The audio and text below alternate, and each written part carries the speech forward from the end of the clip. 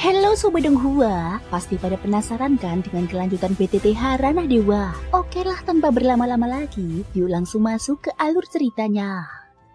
Miao Liangkong adalah sosok wanita suci yang berasal dari wilayah suci Dewa Buddha, sebuah wilayah yang sejak awal dikenal misterius, tertutup, dan dipenuhi keberadaan-keberadaan aneh yang sulit dipahami oleh pihak luar. Setelah kepergiannya dari ruang kristal, suasana di dalam ruangan itu langsung berubah menjadi lebih tenang namun justru terasa lebih berat. Pada saat itulah, He Xianran mulai menjelaskan situasi sebenarnya kepada Xiaoyan. Xiaoyan mengajukan pertanyaan yang sejak tadi mengganjal pikirannya. Apakah peta bintang yang diberikan Miao Liangkong itu palsu? Menurutnya, jika informasi yang dibawa oleh sosok suci wilayah suci Dewa Buddha saja tidak bisa dipercaya, maka informasi dari pihak lain jelas memiliki tingkat keandalan yang lebih rendah lagi. He Xianran menjawab dengan jujur bahwa dirinya sendiri sebenarnya tidak sepenuhnya yakin. Tindakannya sebelumnya hanyalah sebuah ujian dan pancingan untuk melihat reaksi Miao Liangkong dan memastikan apakah ada kebohongan di balik sikapnya. Namun berdasarkan pemahamannya terhadap sifat para keberadaan kuno di wilayah suci Dewa Buddha, kemungkinan besar peta bintang itu memang tidak asli. Dia menjelaskan bahwa alasan pihak wilayah suci Dewa Buddha berani menyetujui orang luar untuk pergi ke sana bukan karena itikat baik. Justru sebaliknya, begitu seseorang benar-benar memasuki wilayah tersebut, mereka akan langsung berubah menjadi mangsa. Santapan yang sudah disiapkan di atas piring. Dalam pandangan He Xianran, dibandingkan ras iblis, para dewa dari dunia barat Swantian jauh lebih licik, dingin dan berbahaya. Kesan buruk He Xianran terhadap para dewa dunia barat Swantian sangat jelas. Namun pada saat ini dia dan Xiaoyan berada dalam satu barisan dan tidak memiliki alasan sedikit pun untuk menjebak atau mencelakai Xiaoyan. Justru karena itu muncul sebuah pertanyaan penting. Apakah Miao Liangkong memiliki identitas tersembunyi selain sebagai utusan suci? Xiaoyan kemudian mengemukakan dugaannya. Menurut penilaiannya, di antara keberadaan yang dikenal sebagai tiga di dunia barat Swantian, seharusnya ada satu sosok perempuan. Jika penilaiannya tidak keliru, Miao Liangkong sangat mungkin berkaitan dengan mereka. Jika dugaan itu benar dan mereka mampu memperoleh bantuannya, maka banyak rintangan besar bisa diselesaikan dengan usaha yang jauh lebih ringan. Mendengar hal itu, He Xianran terdiam cukup lama. Tatapannya berubah serius ketika menatap Xiaoyan. Dia lalu mengungkapkan fakta yang jarang dia bicarakan. Dirinya dan Xiaoyan pernah saling mengenal di kehidupan lampau, namun hubungan mereka tidak pernah bisa disebut sebagai persahabatan sejati. Karena itu dia tidak memaksa Xiaoyan untuk mempercayainya sepenuhnya. Namun ada satu peringatan yang wajib disampaikan. Di dalam wilayah Dewa Kekacauan, siapapun bisa menyembunyikan niat sebenarnya. Tidak peduli siapa orangnya, tidak ada yang boleh dipercaya dengan mudah. Peringatan ini bukan sekedar nasihat kosong, melainkan hasil dari pengalaman panjang He Xianran sendiri. Setelah mengatakan hal itu, He Xianran tidak melanjutkan pembicaraan. Xiaoyan pun terdiam,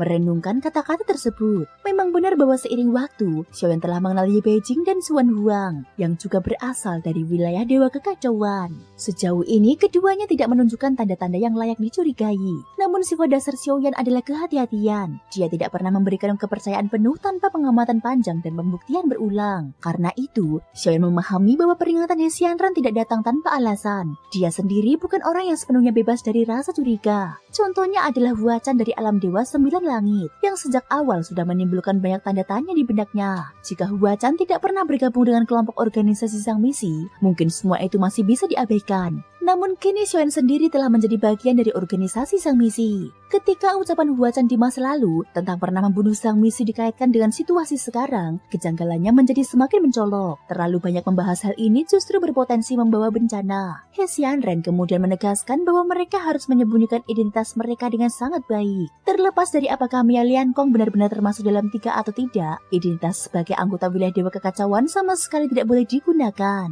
Xiaoyan mengangguk setuju. Dia memahami kekhawatiran itu. Di wilayah Dewa Kekacauan, selain diri sendiri, He Xianran adalah sosok yang paling banyak membantunya. Namun justru karena itulah, He Xianran menekankan bahwa tetap waspada.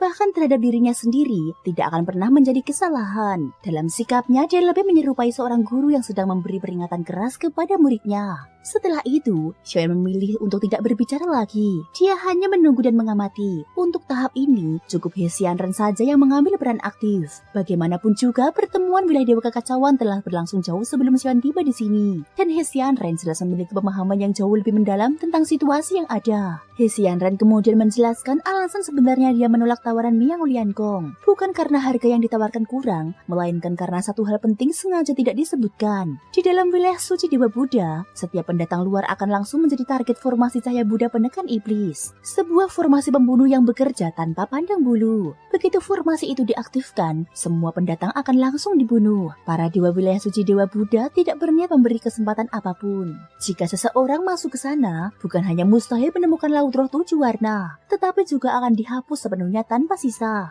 Xiaoyan pernah mendengar tentang formasi ini dan tahu betul betapa mengerikannya kekuatan tersebut. Terlebih lagi, dalam kondisi saat ini, Gouyan sedang tertidur dan berbagai formasi berada dalam kondisi terlarang. Artinya, setiap langkah harus dilakukan dengan kewaspadaan ekstrim. He Xianren juga menegaskan bahwa mereka tidak perlu terburu-buru. Ada banyak pihak yang sangat menginginkan pil tersebut. Selama keinginan itu ada, mereka pasti akan berusaha dengan segala cara. Dari usaha-usaha itulah informasi yang paling akurat akan muncul. Xiaoyan langsung memahami rencana He Xianren. Menunda, memperbesar lingkaran perebutan, dan membiarkan situasi menjadi semakin kacau. Dalam kekacauan seperti itulah peluang terbesar akan muncul. Tak lama kemudian, perwakilan ras dewa lain dari wilayah suci dewa Buddha berdatangan satu persatu. Mereka membawa peta bintang, kristal yang mengandung aura khas laut roh 7 warna, bahkan menawarkan diri untuk memimpin langsung perjalanan. Namun di hadapan semua itu, sikap He Xianren tetap dingin. Dia hanya melakukan pemeriksaan sekilas sebelum menolak semuanya tanpa ragu. Dia menyatakan dengan tegas bahwa barang-barang tersebut tidak memiliki nilai untuk ditukar dengan pil itu. Beberapa dari para dewa yang ditolak menunjukkan niat membunuh namun akhirnya menahannya. Yang lain memilih pergi dengan cemoohan dingin. Atmosfer di area inti balai lelang pun semakin menekan. Pihak balai lelang menyadari bahwa membiarkan para ahli ini berkumpul di satu tempat adalah tindakan berbahaya. Begitu pertempuran pecah, seluruh balai lelang bisa musnah. Karena itu, semua pihak segera dipisahkan ke dalam ruang kristal yang berbeda. Seiring semakin banyaknya penolakan, Xiaoyan mulai merasakan niat membunuh yang semakin padat dari luar. Namun semua itu tidak benar-benar mengancamnya. Ancaman sejati yang mampu menekan jiwanya justru sedang mendekat perlahan. Setelah Xiaoyan menyembunyikan jari monster aneh, tekanan itu memang sedikit melemah, tetapi tidak pernah benar-benar hilang. Tiba-tiba, ruang di dalam balai lelang bergetar halus. Terowongan transmisi yang berada di udara seolah terbelah, lalu memuntahkan cahaya emas yang menyilaukan, memancarkan aura kuno dan kuat. Cahaya itu tidak hanya terang secara visual, tetapi juga membawa tekanan spiritual yang membuat banyak orang di sekitarnya langsung menahan nafas. Dari dalam cahaya emas tersebut, dua sosok berjubah daun dengan pakaian yang sama melangkah keluar secara bersamaan. Gerakan mereka tenang, namun penuh wibawa, dan memperlihatkan bahwa keduanya bukanlah tokoh biasa. Terutama pria yang berada di depan. Di dadanya tersemat lambang 9 putaran pil emas yang berkilau seakan masih menyisakan panas dari api alkimia tingkat tinggi.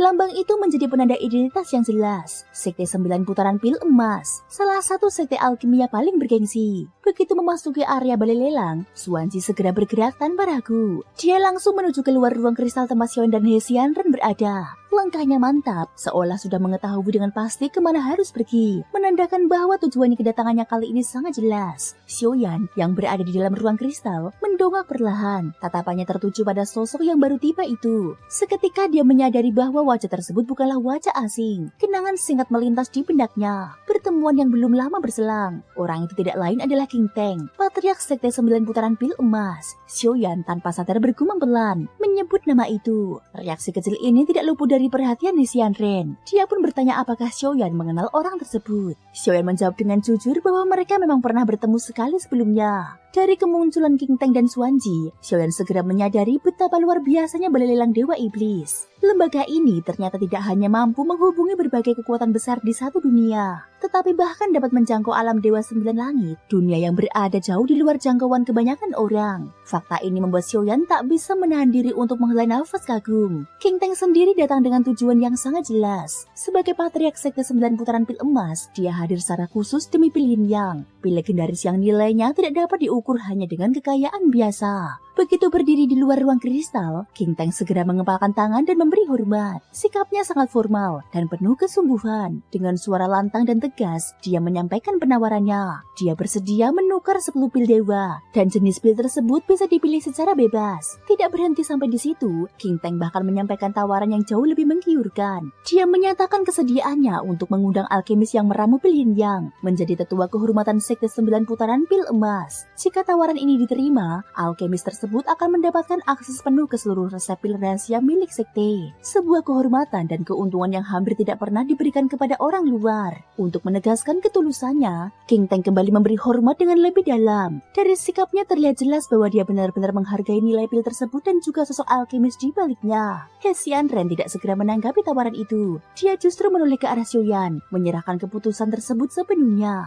Dia menunjukkan bahwa meskipun dia yang berada di garis depan, kendali sesungguhnya tetap berada di tangan Xiaoyan. Tak lama kemudian, suara Xiaoyan terdengar dari dalam ruang kristal. Dengan nada tenang namun tegas, dia menyampaikan syarat yang sejak awal tidak berubah. Pil Yin yang hanya bisa ditukar dengan 1 miliar koin Dewa Iblis serta informasi yang jelas dan valid mengenai Laut Roh 7 warna. Selain dua hal tersebut, tidak ada bentuk pertukaran lain yang akan dipertimbangkan. Xiaoyan juga menambahkan bahwa jika setnya 9 putaran pil emas tidak mampu memenuhi syarat tersebut, mereka berharap setidaknya bisa bertemu langsung dengan alkemis agung yang meramu pil itu. Dia menegaskan bahwa permintaan ini sama sekali tidak mengandung niat buruk. King Teng menjawab dengan sikap yang tetap rendah hati dan sungguh-sungguh. Dia menyatakan bahwa sekte 9 putaran pil emas selalu terbuka untuk menerima alkemis-alkemis terhebat dari seluruh penjuru dunia. Namun di dalam hatinya, dia sudah memahami kenyataan pahit, peluang untuk mendapatkan pil Yin yang hampir tidak ada. Meski demikian, King Teng juga menyadari bahwa jika dia mampu menarik alkemis di balik pil tersebut ke pihaknya, nilai yang dia peroleh bahkan bisa melampaui nilai pil itu sendiri. Bagi sekte alkimia, sosok peramu jauh lebih berharga daripada satu pil legendaris. Setelah jeda singkat, Xiaoyan akhirnya memberikan jawaban. Dia menyatakan bahwa alkemis yang meramu pil Yin yang berasal dari Sensi, dan saat ini tidak berada di tempat tersebut. Jawaban ini sekaligus menutup kemungkinan pertemuan langsung. He Xianren melirik Xiaoyan sekilas. Tanpa perlu berkata-kata, keduanya saling tersenyum tipis. Sebuah senyum yang menunjukkan pemahaman dan kesepakatan diam-diam. King Teng pun menarik nafas pelan. Dia mengakui situasi tersebut dan menyampaikan permintaan maaf atas gangguan yang telah ia lakukan. Lalu menyatakan pamit. Namun meski demikian, dia tidak langsung meninggalkan balai lelang. Karena telah datang sejauh ini, King Teng memutuskan untuk tetap menyaksikan jalannya pelelangan. Bagaimanapun juga, dengan menjual atau menukar beberapa pil dewa tingkat tinggi, dia masih bisa memperoleh jumlah koin dewa iblis yang sangat besar. Namun di dalam benaknya, King Teng tahu dengan jelas bahwa uang bukanlah kunci utama untuk mendapatkan pil Yin Yang. Satu-satunya hal yang benar-benar menentukan adalah informasi tentang Laut Roh 7 warna. Dan mengenai hal itu, dia tidak memiliki apapun. Dengan dahi berkerut dan pikiran yang dipenuhi perhitungan, King Teng hanya bisa mulai memikirkan jalan lain untuk mencapai tujuannya. Thank you guys sudah mendengarkan ceritaku di episode kali ini sampai akhir. Ikutin terus kelanjutan episode berikutnya ya. Terima kasih buat kalian semua yang udah subscribe, like, dan komennya. Semoga hari kalian menyenangkan. Sampai jumpa dan bye-bye.